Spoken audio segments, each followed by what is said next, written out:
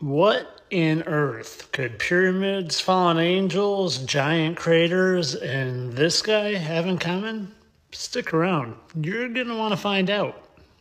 I don't do a lot of scrolling, but Jillian's video came up that I'm about to show you, and I'm going to let you watch, and then we're going to break it down. And go follow her on whatever platform you're on. What if I told you that our next president is being referred to as a phoenix rising from the ashes? Let's walk through how this phrase both ties into the occult and the golden age of Aquarius. Let's talk about the Hermetic Order of the Golden Dawn. Interesting name, right?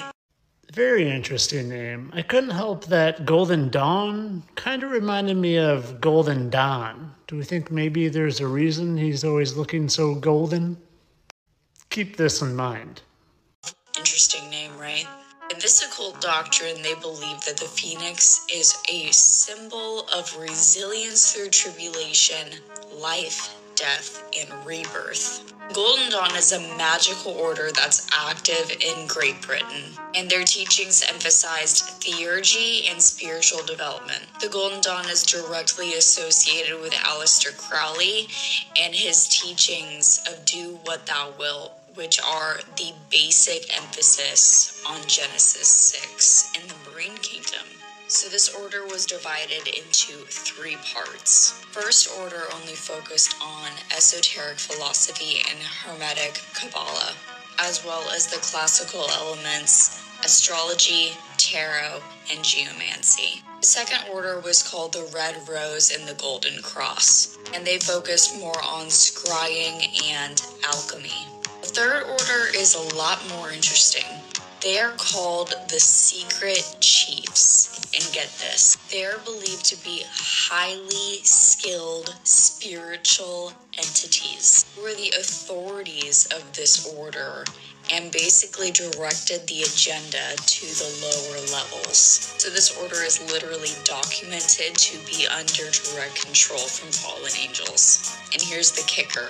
With its founding in 1888, the Golden Dawn claimed that its founding would usher in a golden age for the Wow, so much good information there. And let me tie it all together for you. First, do you remember this part? What if I told you that our next president is being referred to as a phoenix rising from the ashes? And it's being said a lot, not just in that one story, but here's another example of how Donald Trump receives a rock star reception, like a phoenix rising from the ashes. And boy, you know what this reminded me of? It reminded me of this phoenix in Kazakhstan. This phoenix in Astana, Kazakhstan, that points right there at that pyramid.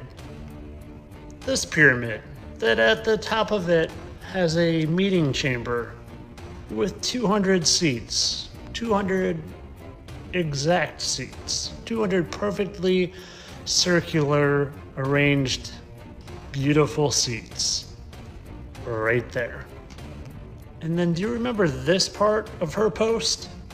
The Secret Chiefs. And get this, they're believed to be highly skilled spiritual entities who are the authorities of this order and basically directed the agenda to the lower levels.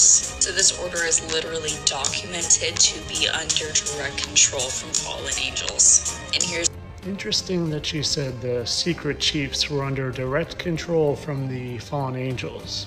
Do you know how many fallen angels the Book of Enoch talks about that were originally sent down? 200. Do you remember how many seats I said were in the top of this pyramid? Oh yeah, 200. The one that this phoenix was pointing right at, and they keep referring to this guy as the Phoenix Rising. And if there were 200 of these guys banished down here from God, I wonder if he sent them down with authority. We were not stone then, but light. It was not our place to interfere, yet we chose to try and help mankind. And when we disobeyed the Creator,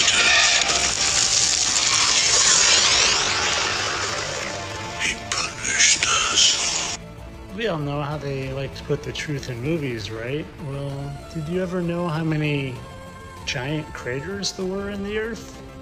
Oh, 200. What a strange number.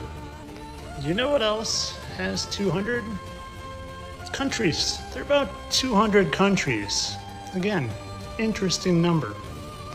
Now, if they're referring to him as the phoenix, and this pyramid with 200 seats at the top clearly is paying tribute to a phoenix, it's almost like that phoenix would be the leader of those 200 fallen angels. And I don't remember where, but I feel like I've seen a video where someone talked about how this 2,000-year-old statue that looks just like Elvis and the original Statue of Liberty face looks just like Elvis, and somehow Elvis looks just like somebody else. And I know I've seen somewhere that someone has posted on how the Statue of Liberty is actually the statue of Lucifer. But if that pyramid in Astana, Kazakhstan really was linked to Lucifer, you'd think they'd have some sort of giant torch, kind of like the Statue of Liberty does. Because after all, Lucifer's the light bearer. And I don't know about you, but I feel like there should be some sort of anagram that I can make with those letters. And I'll give you a clue. It's not Santa.